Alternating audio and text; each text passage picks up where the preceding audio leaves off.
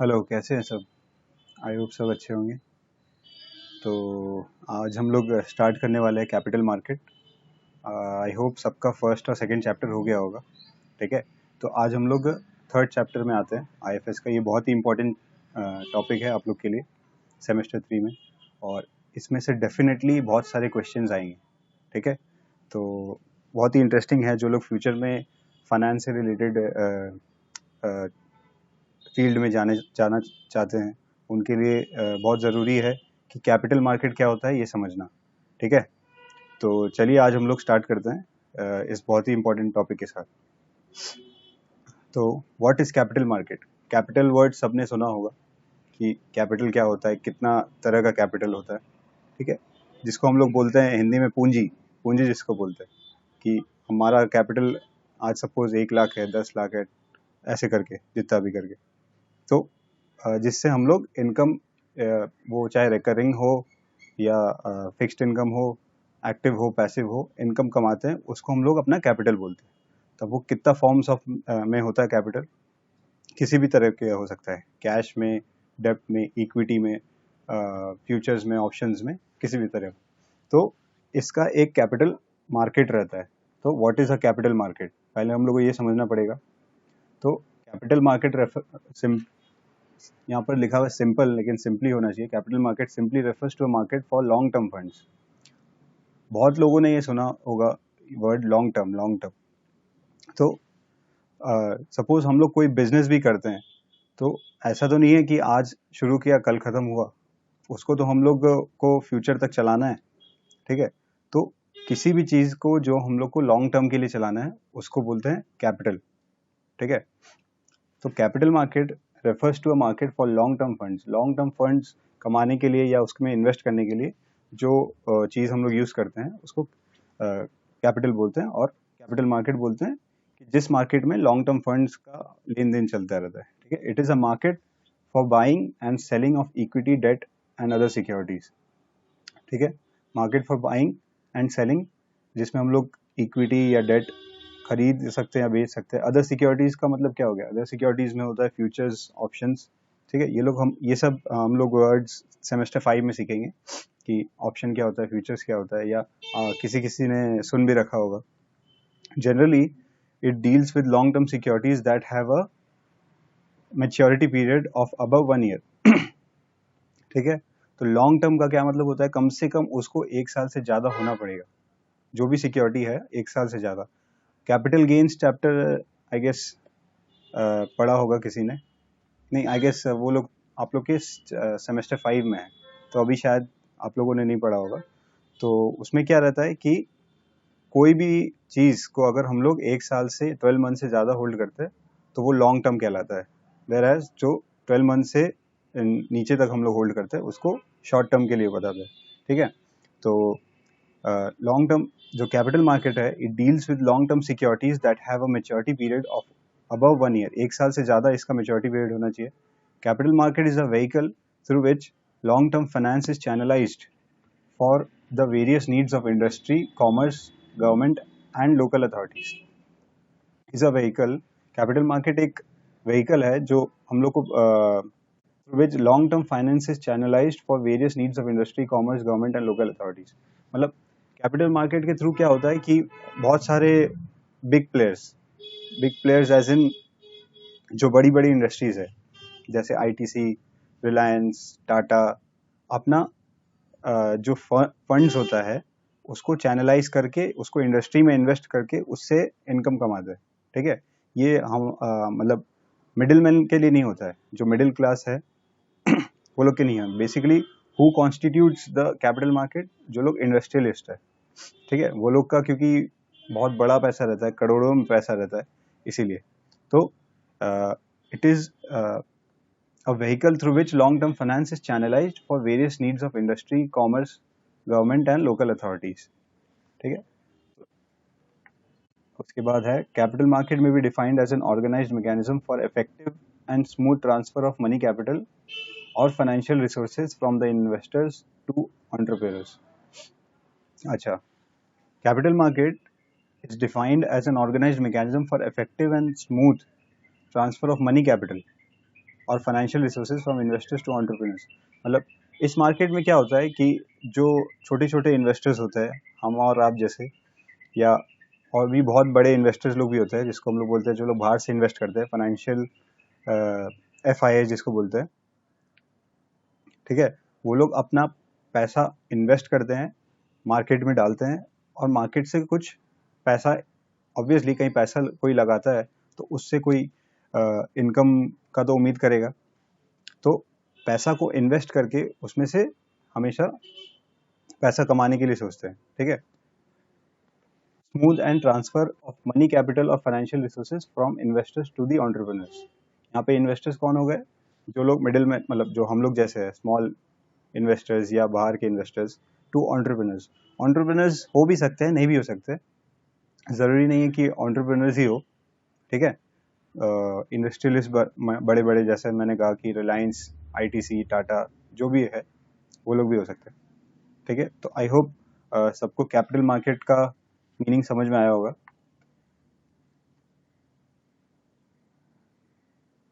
बढ़ते हैं second question में। मेंशन द नेम्स ऑफ सब markets of a capital market. Capital market में भी सब डिवाइडेड इनटू 3 सब मार्केट्स। कैपिटल मार्केट में भी सब मार्केट्स होता है। क्या क्या है?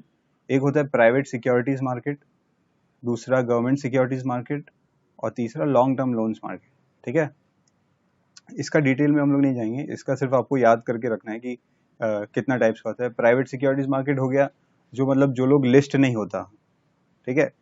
बहुत लोग, मतलब आप लोग ने सुना होगा सेंसेक्स, निफ्टी, ठीक है। जो लोग जो जिसका सिक्योरिटीज मार्केट में लिस्ट होता है, यूजुअली वो पब्लिक कंपनीज होती हैं, प्राइवेट सिक्योरिटीज नहीं होती। प्राइवेट सिक्योरिटीज होता है जो आपस में ही लेन देन होता है, जिसका, जैसे किसी का कोई प्राइवेट प्लेयर है जिसने अभी तक लिस्ट नहीं करा है, अब लिस्टिंग के लिए भी सेबी का परमिशन लेना होता है, ठीक है। तो जिसने सेबी का परमिशन नहीं ले रखा है वो प्राइवेट सिक्योरिटीज मार्केट हो गया, ठीक है। सेकंड में होता है government securities market.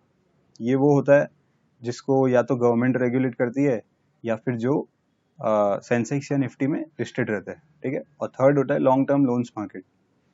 Loans market का मतलब क्या होता है कि जो प्राइवेट प्लेयर्स है, जो जिनका काम ही होता है लोन लेना देना, मतलब लेन देन करने का, ठीक है।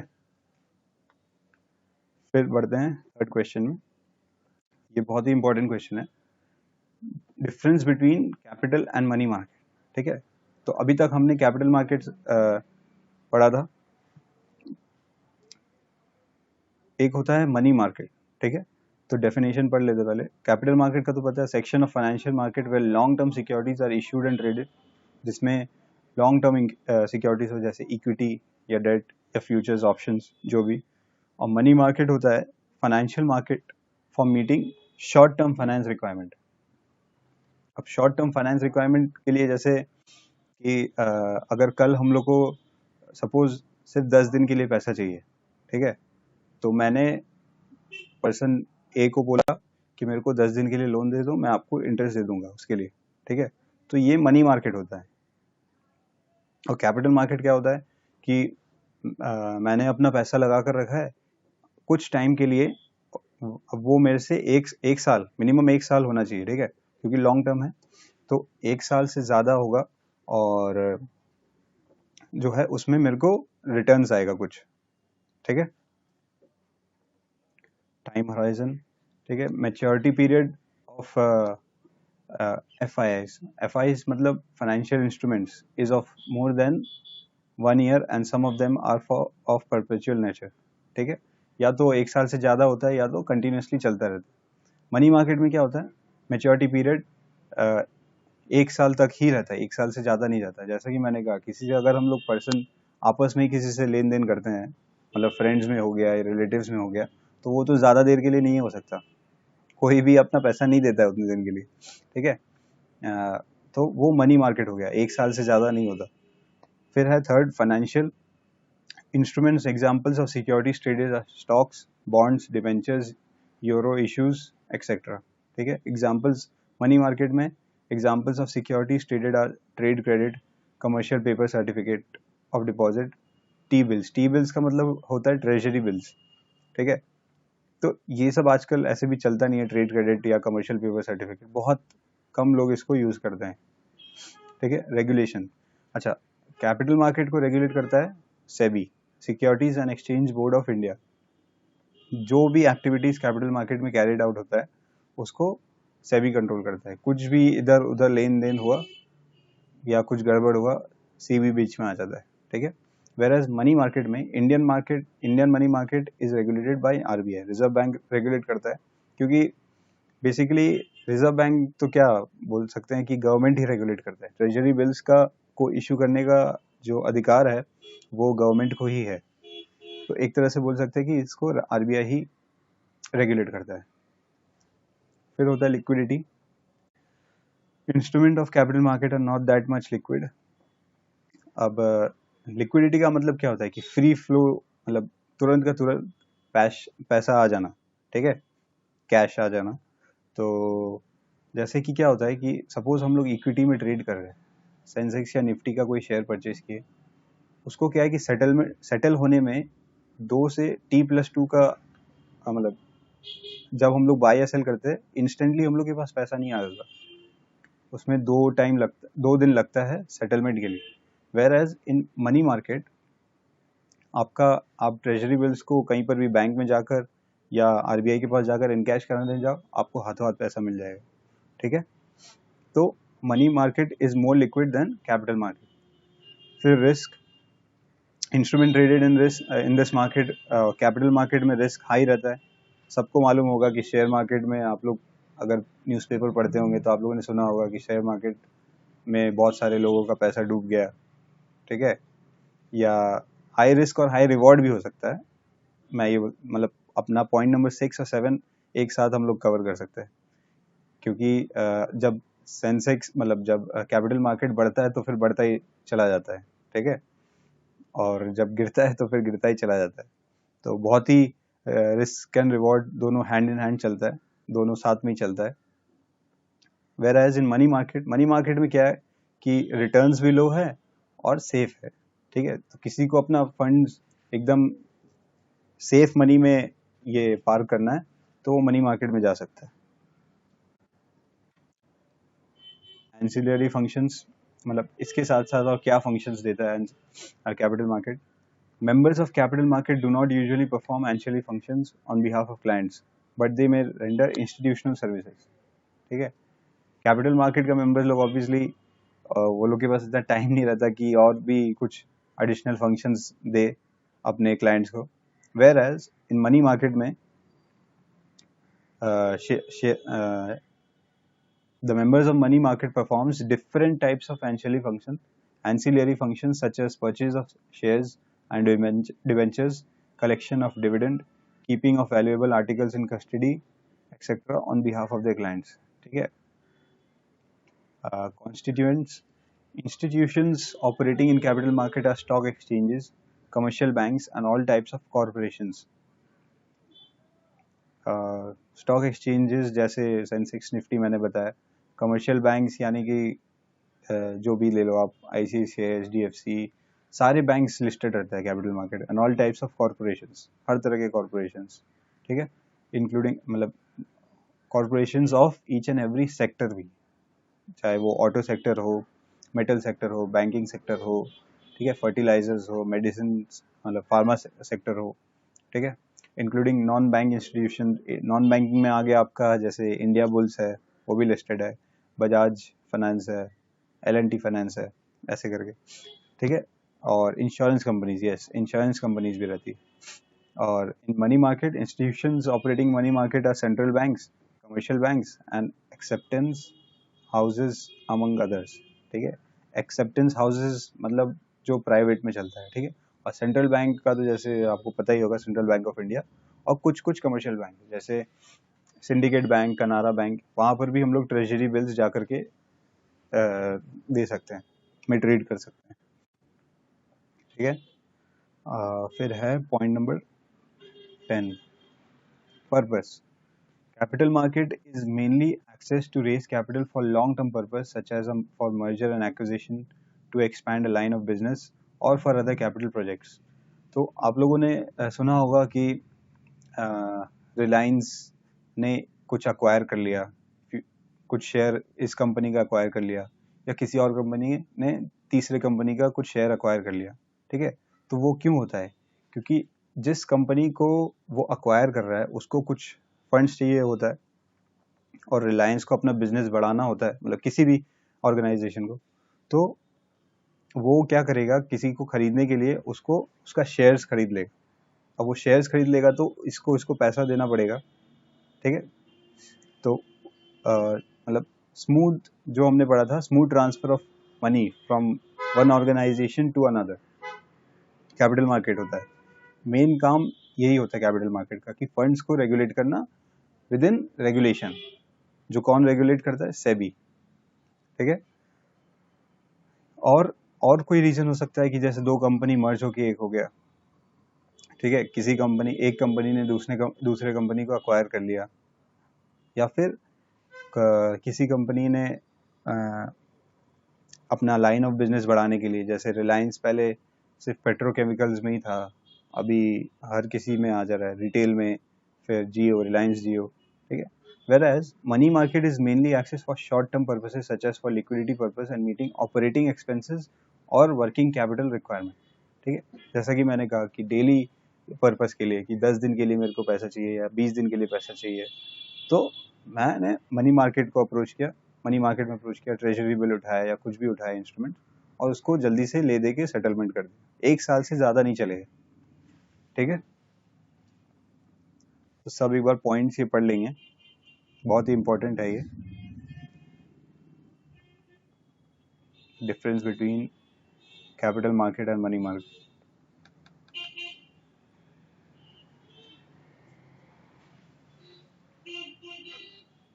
ठीक है।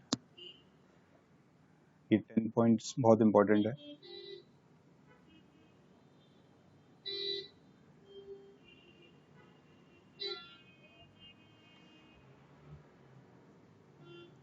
चार पांच चीज तो ऐसे ही अपने आप ही याद रहता है। टाइम हराइजन 1 साल से कम, 1 साल से ज्यादा, लिक्विडिटी, ज्यादा liquid, come liquid, risk and reward, इसमें रिस्क हाई, इसमें रिस्क कम, फिर रिटर्न ऑन इन्वेस्टमेंट, एक में हाई, एक में कम, ठीक है।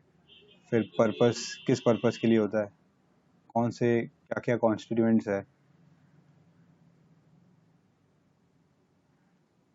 ठीक है। जितना मार्क्स आएगा उस हिसाब से हम लोग लिखेंगे। आगे बढ़ते हैं।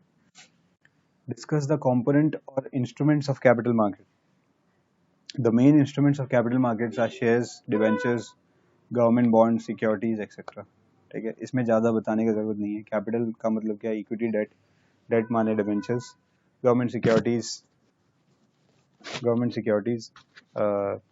What do you mean by security market? The term security in business finance means any financial instrument, कुछ भी financial instrument, so the market for any financial instrument may be called a security market. किसी भी financial instrument का मतलब क्या होता है? Equity, debt, futures, securities, bonds, ठीक है, को चलाने के लिए जो मार्केट होता है उसको सिक्योरिटी मार्केट बोलते हैं। फिर है क्वेश्चन नंबर 6, ये भी एक इम्पॉर्टेंट क्वेश्चन है। Discuss the functions of primary market और न्यू इश्यू मार्केट, ठीक है। इसको भी इम्पोर्टेंट मार्क कर लेना आप लोग। The primary market is the part of the capital market that deals with issuing of new securities which are issued to public for first time, ठीक है। एक तरह का कैपिटल मार्केट का पार्ट, मतलब जहाँ पर सिक्योरिटीज को फर्स्ट टाइम इशू किया जाता है, ठीक है। आप लोगों ने आईपीओ करके एक वर्ड सुना होगा, इनिशियल पब्लिक ऑफर बोल के। कभी भी कोई नया कंपनी बनाता है और उसको फंड रेज करने का ज़रूरत पड़ता है, ठीक है। फंड रेज अगर करना है तो वो अपना शेयर इशू कर देता है, उसके बदले उसको इन्वेस्टर्स या शेयर होल्डर्स हम लोग बोलते हैं जिसको, उससे पैसा मिलता है। अब वो उस पैसा को कंपनी को ऑपरेट करने में चलाता है, और उसके बदले जो रिफंड आता है, मतलब रिफंड नहीं, जो प्रॉफिट वो चलाता है उसके बेसिस पे उसको वो कंपनीज रिटर्न देता है अपने इन्वेस्टर्स को या शेयर होल्डर्स को हम लोग बोल सकते हैं, ठीक है।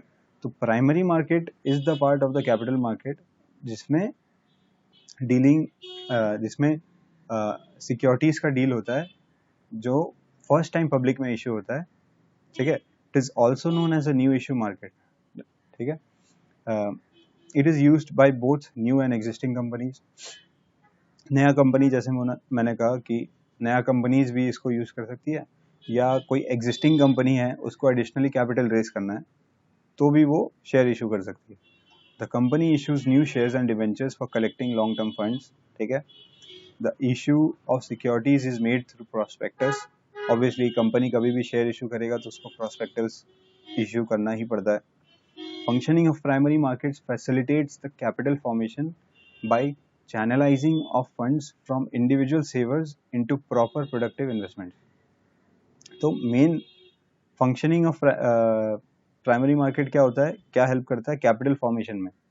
जो न्यू या एग्जिस्टिंग कंपनीज है उसको नया कैपिटल रेस करने में और उसको चैनलाइज करने में हेल्प करता है, ठीक है। तो अगर हम लोग को अगर फंक्शंस को लिस्ट आउट करना हो तो कैसे करेंगे। पहला पॉइंट हो गया help to transfer of savings. The main function of new issue market is to facilitate transfer resources from savers to the users, ठीक है। savers to users को मतलब जिसके पास सपोज खाली में पैसा पड़ा हुआ है, मतलब अभी यूज नहीं आ रहा है, सेविंग्स में ऐसे ही पैसा पड़ा हुआ है और उसको अगर कुछ रिटर्न चाहिए तो वो कहीं पर इन्वेस्ट कर सकता है, कैपिटल मार्केट में इन्वेस्ट कर सकता है फॉर सम रिटर्न, ठीक है। द सेवर्स, तो वही बता रहे हैं यहाँ पे, help to transfer of savings.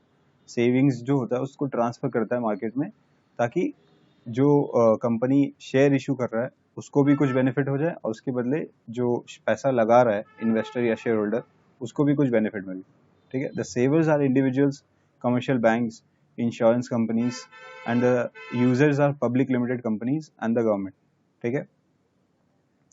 Banks, insurance या कंपनीज, और यूजर होता है पब्लिक लिमिटेड कंपनीज या गवर्नमेंट, ठीक है। Increases productivity, it plays an important role of mobilising the funds from savers and transfers them to borrowers for production purpose, an important requisite of economic growth.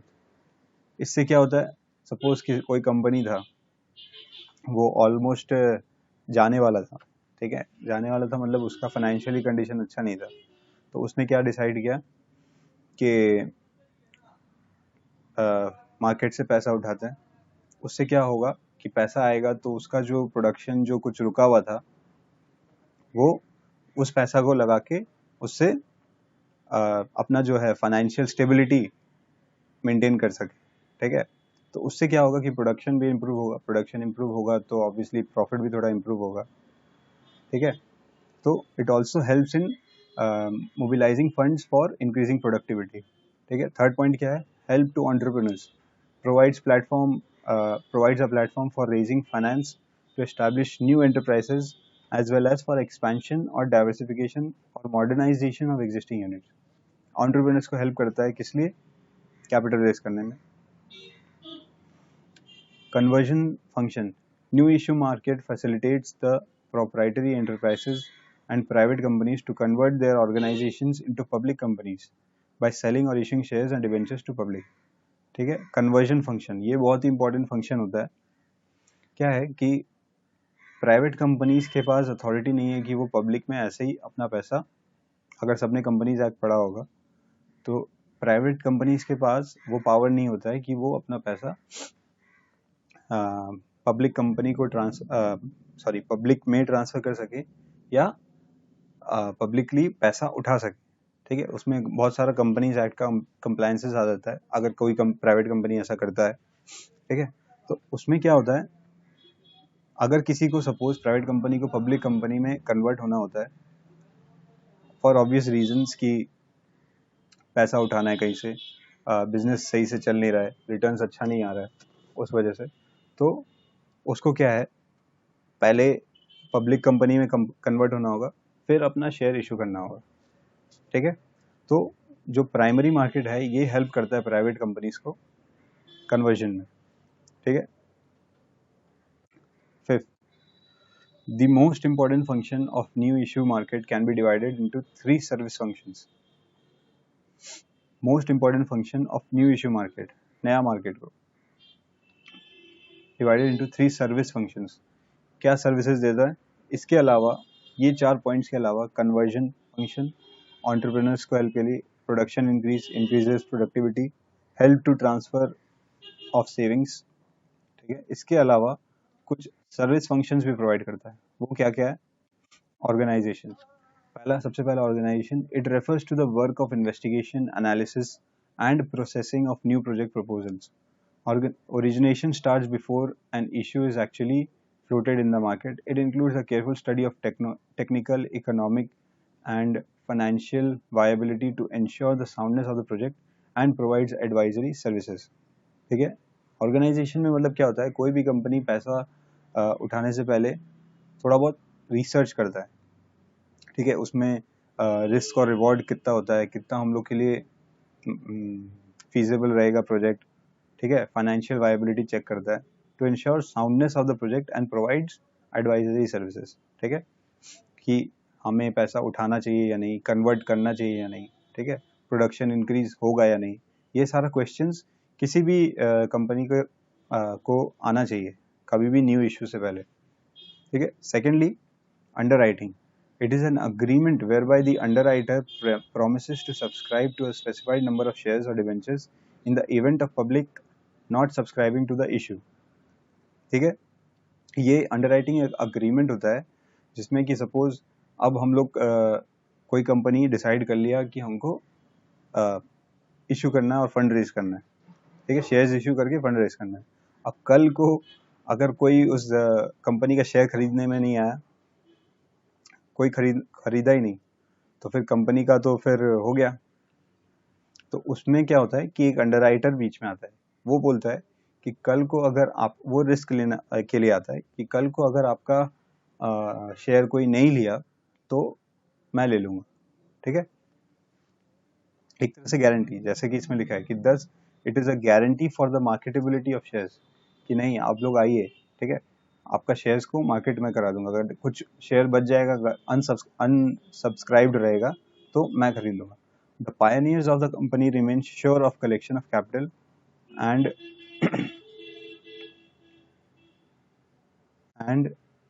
collection of capital and own devote themselves in other necessary work. Capital and loan होगा वो, ठीक है. नहीं, own word को हटा देना.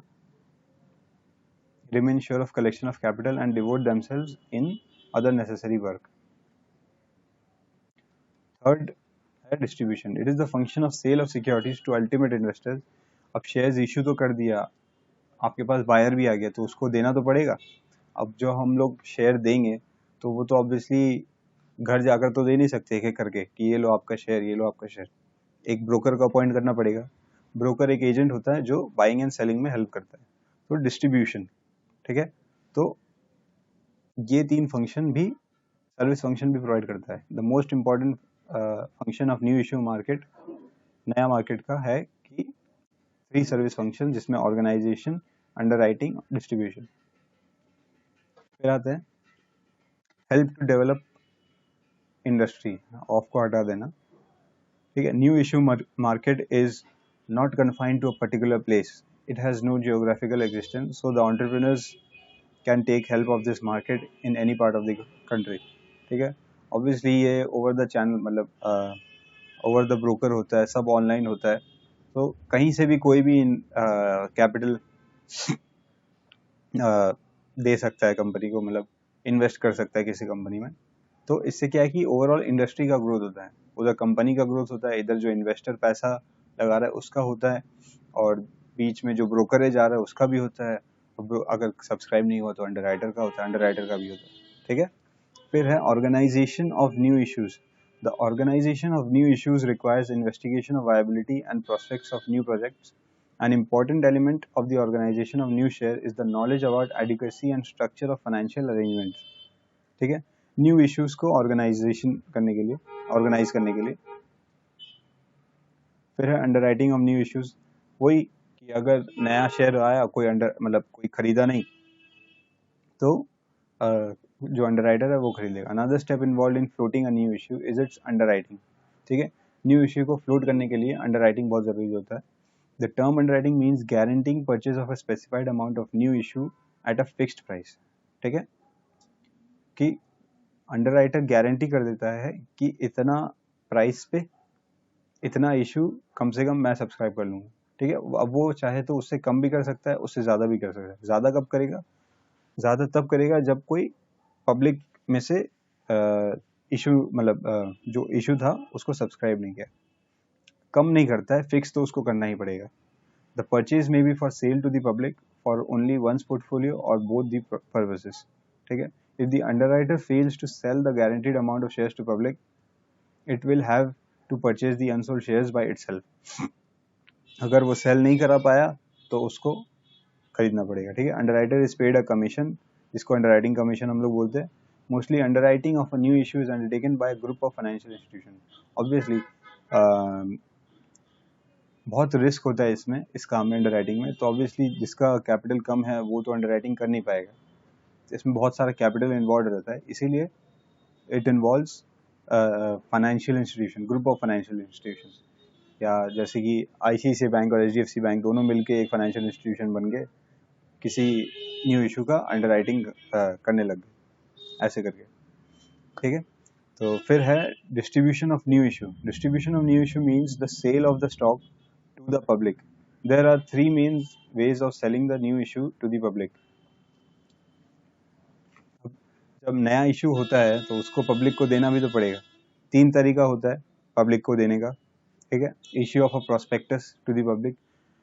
Public को पहले प्रोस्पेक्टस दिया जाता है कि आपको ये शेयर दिया जाएगा इस प्राइस पे। ठीक है, चलिए पढ़ते हैं। The issue is sold to the public by issuing of prospectus. Prospectus is an invitation to the public to purchase the issue. The issue of a public prospectus is done through advertisement. Obviously company को ad तो देना पड़ेगा, बिना add के public को पता कैसे चलेगा कि हाँ इस कंपनी को इन्वेस्टमेंट का ज़रूरत है। ठीक है, it gives details about the company, company का डिटेल्स रहता है उसमें, एड्रेस रहता है, इशू एंड अंडरराइटर कौन कौन है। ठीक है, it provides liquidity. The main function of secondary market is to provide liquidity to securities. ठीक है, liquidity of an asset means its easy convertibility into cash at short notice and with minimum loss of capital value. Liquidity का मतलब सबको पता होगा। Liquidity is provided through a continuous market for securities, that is a market where securities can be bought and sold at any time during the business hours at small transactions. Second, the function of providing liquidity to old stocks is important for attracting new finance, for encouraging prospective investors to invest in securities. They know that at any time they want to get out of them into cash, they can go to the market and sell them off. ठीक है, तो liquidity में ये दोनों point cover हो जाएगा।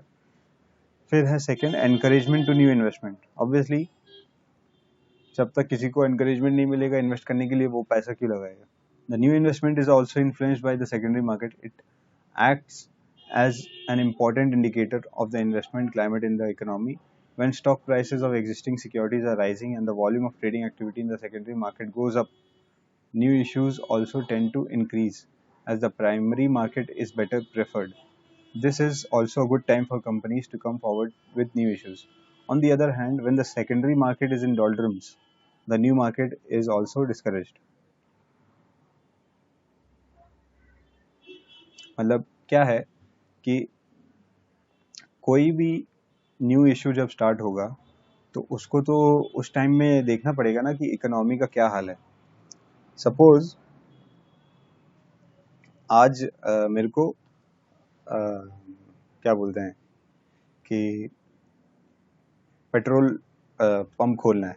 ठीक है, अब मैं लिस्ट कराऊंगा, तो आज की तारीख में क्या हो रहा है कि पेट्रोल का प्राइसेस हाई जाते जा रहा है, तो मेरे लिए ये अपॉर्चुनिटी अच्छा है।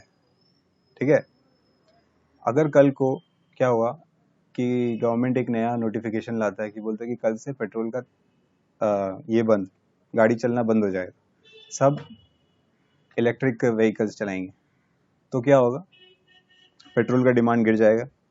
अब उससे क्या होगा, मेरा क्या मन करेगा कि नहीं हम चलो पेट्रोल पंप खोलते हैं या क्रूड ऑयल का इंपोर्ट एक्सपोर्ट शुरू करते हैं, उसमें हम लोग पैसा लगाते हैं और इसको हम लोग लिस्ट करा के इन्वेस्ट करेंगे।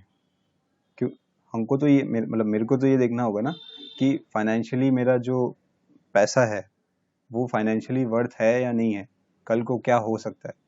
तो क्या होता है कि सेकेंडरी मार्केट में ये हम लोग को हेल्प करता है नया इन्वेस्टमेंट के लिए।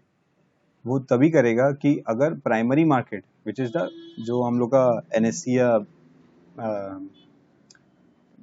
या बीएससी जो भी है, वो अगर सही चल रहा होगा तभी तो मैं कर पाऊंगा, अदरवाइज नहीं।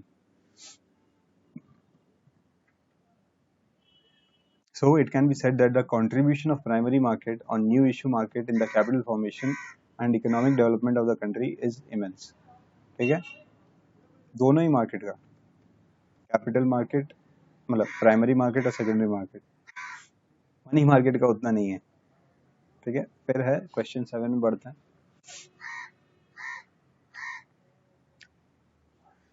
State the important methods of procedures of new issues or new securities under primary market. अब प्रोसेस क्या होता है नया शेयर इशू करने का प्राइमरी मार्केट में। ठीक है, 5 तरीका होता है इसमें। सबसे पहला पब्लिक इशू, किसी भी जैसा कि मैंने पहले भी बताया कि किसी भी कंपनी को अगर फंड रेज करना है तो वो अपना शेयर बेचेगा या डिबेंचर्स बेचेगा, कुछ भी बेचेगा, कुछ भी अदर डॉक्यूमेंट। ठीक है, when a company raises funds by selling और इशूइंग इट्स शेयर्स और debenture to the public through issue और offer document, that is the prospectus, it is called a public issue.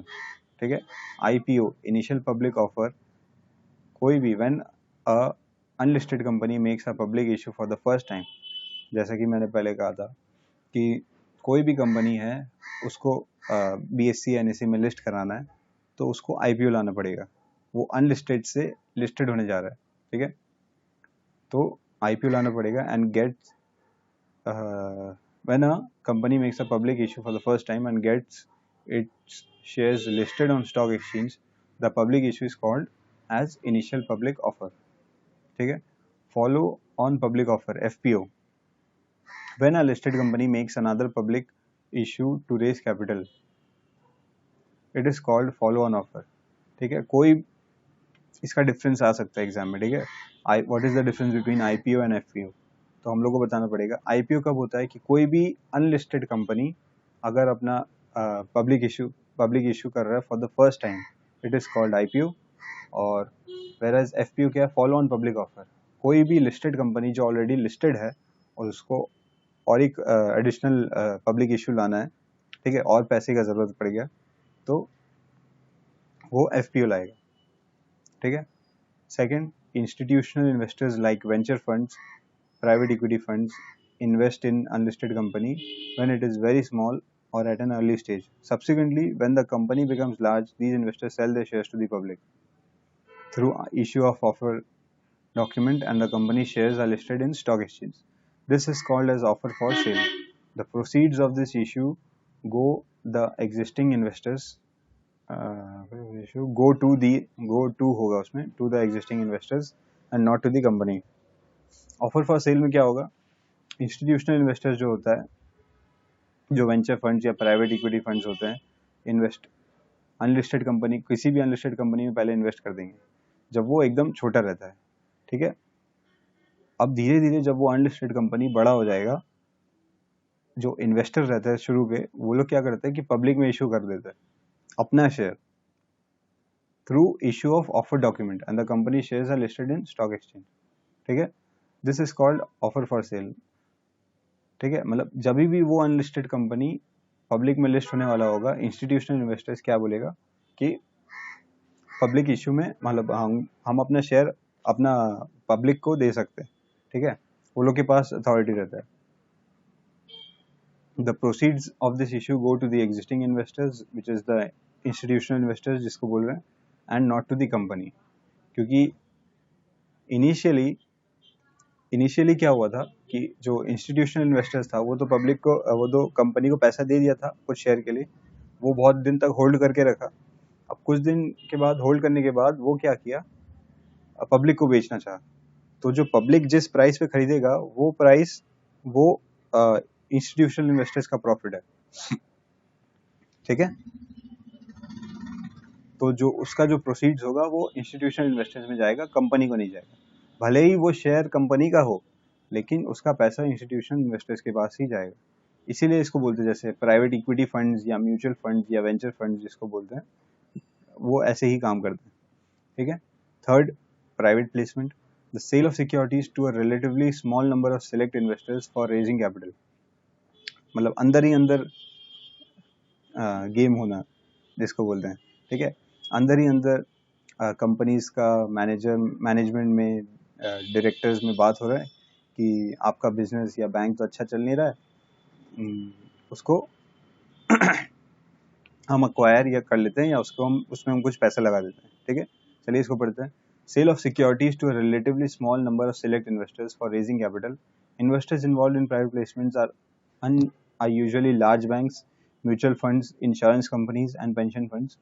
Private placement is opposite of a public issue in which securities are made available for sale on open market. ठीक है, यहाँ पे सब खुला खुल्ली नहीं होता है एक तरह से. ठीक है,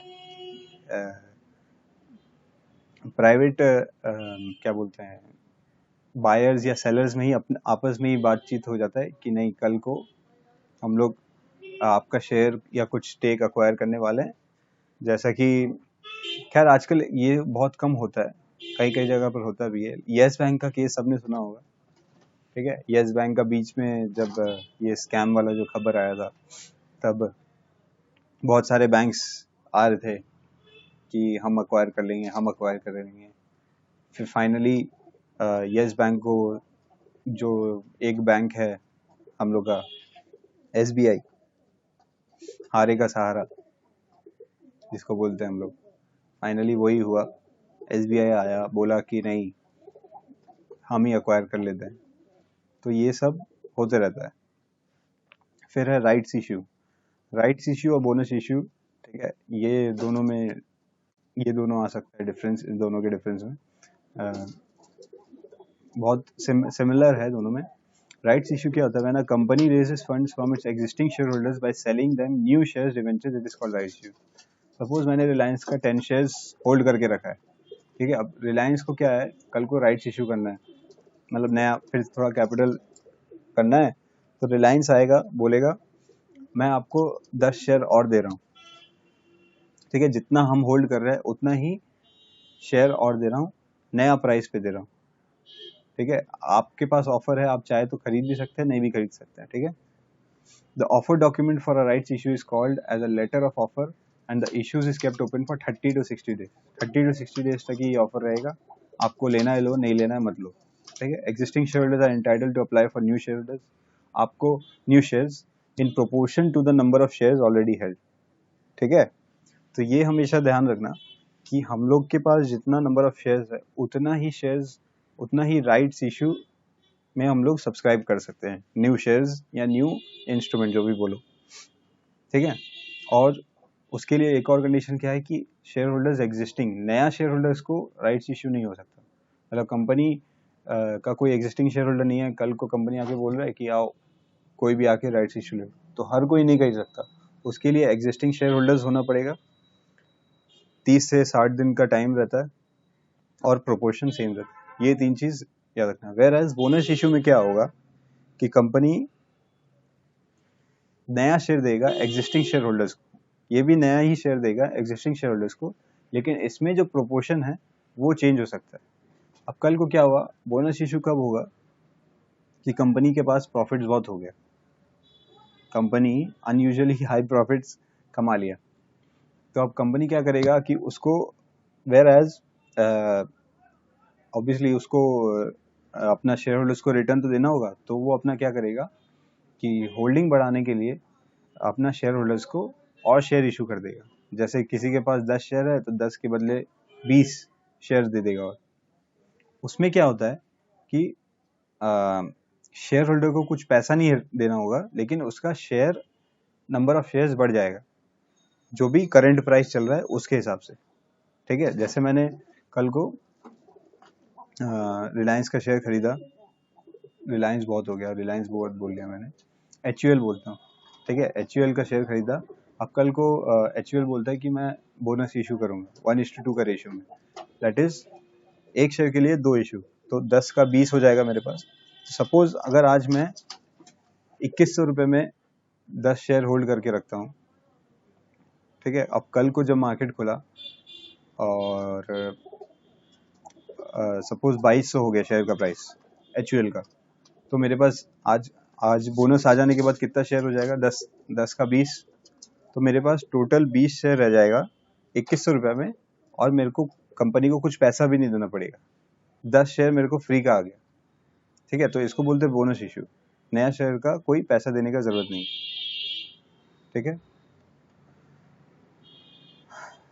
तो ये वापस से देख रहे थे इंपॉर्टेंट मेथड्स और procedures of new issues on new securities under primary market. पहला है पब्लिक इशू, दूसरा ऑफर फॉर सेल, तीसरा प्राइवेट प्लेसमेंट, तीसरा राइट्स इशू, और चौथा बोनस इशू। ठीक है,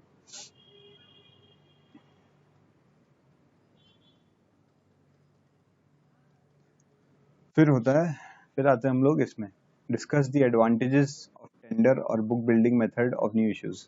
ये क्वेश्चन भी बहुत आता है। ठीक है, तो इसको केयरफुली हम लोग रीड करेंगे। Price of instrument is determined in more realistic way on the commitments made by the prospective investors to the issue.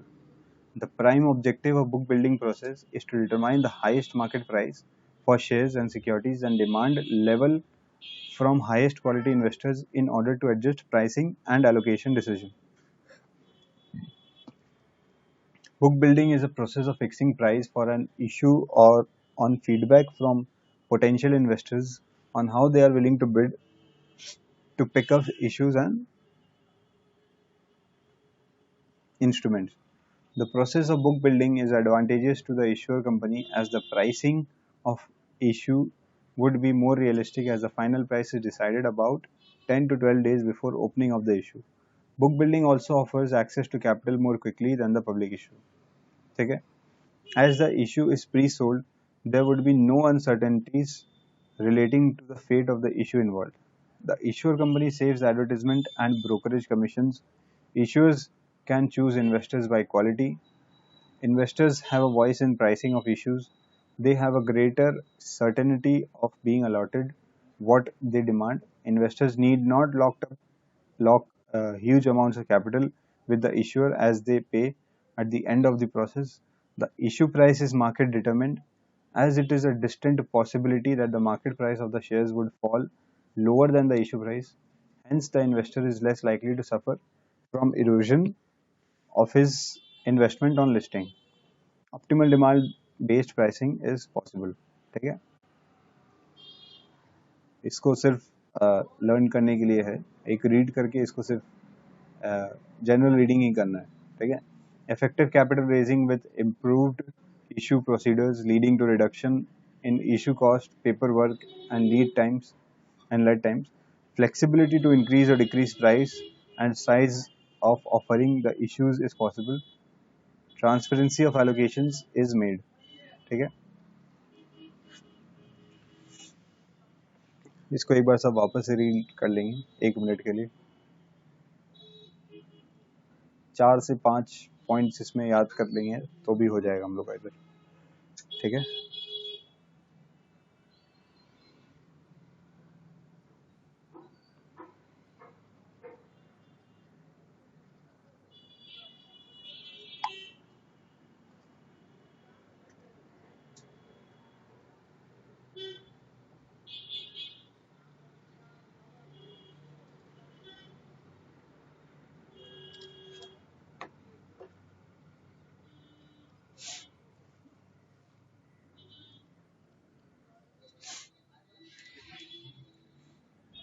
ठीक है, तो आगे बढ़ते हैं। फिर है what is insider trading method. ये एक्चुअली कोई मेथड होता नहीं है, व्हाट इज इनसाइडर ट्रेडिंग होना चाहिए क्वेश्चन का नाम, क्योंकि ये legal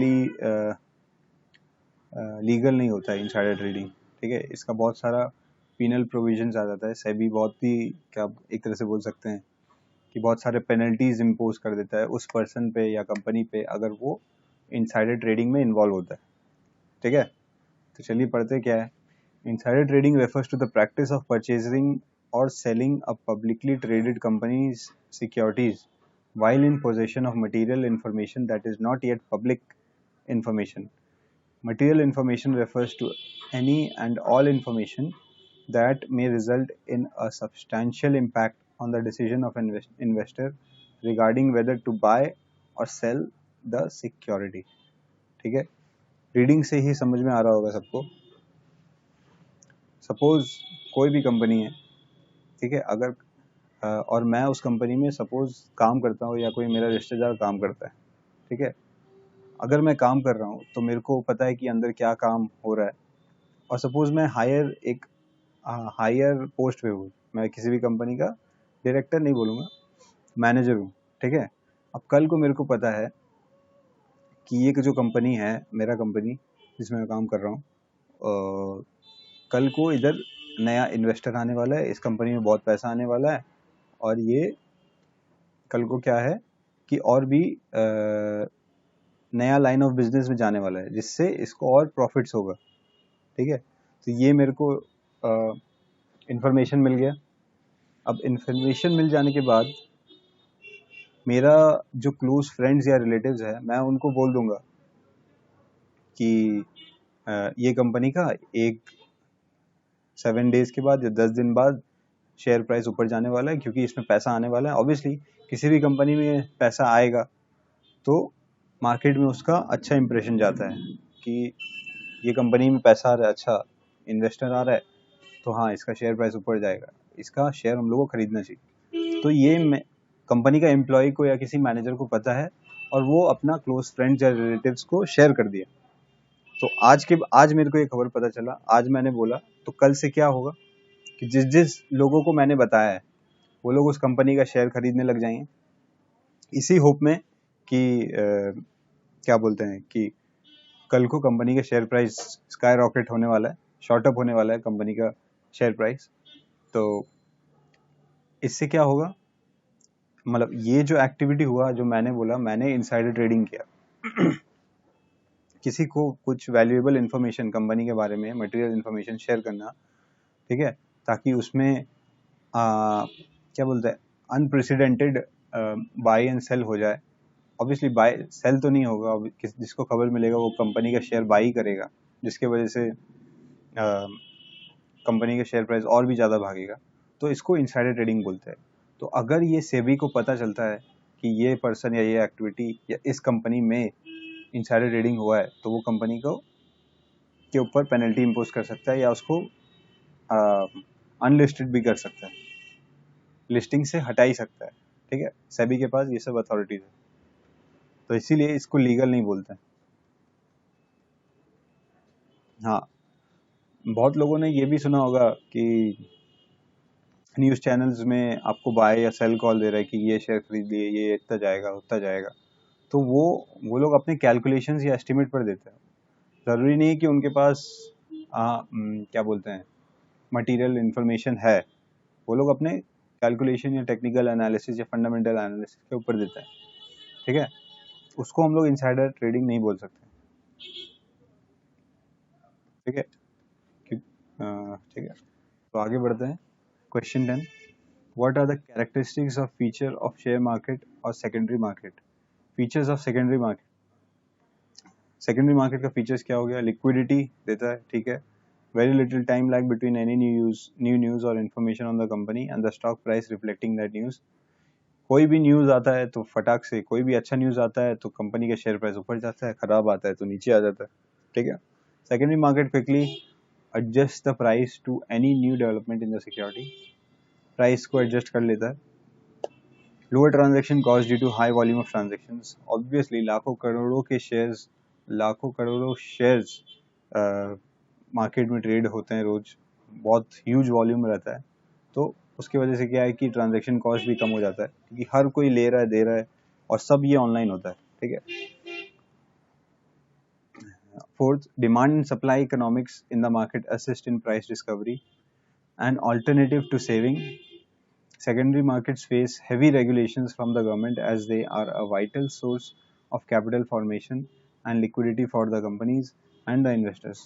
High regulations ensure the safety of the investors' money.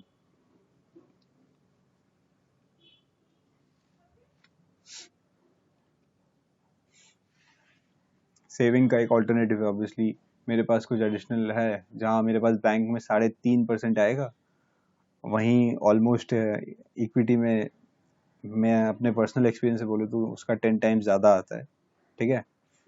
तो ऑल्टरनेटिव है एक सेविंग का, अगर आपको रिस्क और रिवॉर्ड दोनों साथ में लेकर चलना है, ठीक है। Secondary markets face heavy regulations from the government, as SEBI भी एक गवर्नमेंट का ही बॉडी है, तो vital source of capital information and liquidity for companies, ठीक है।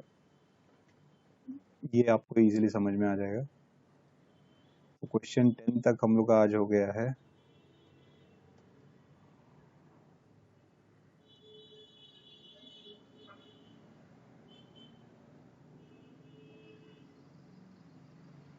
Share market plays an important role in Indian economy, discuss. ये आपका होमवर्क रहेगा, ठीक है। इसमें बहुत बड़ा ऐसे आप लोग इसमें चाहे तो रिसर्च भी कर सकते हैं, ये होमवर्क रहेगा, ये पढ़ लेना।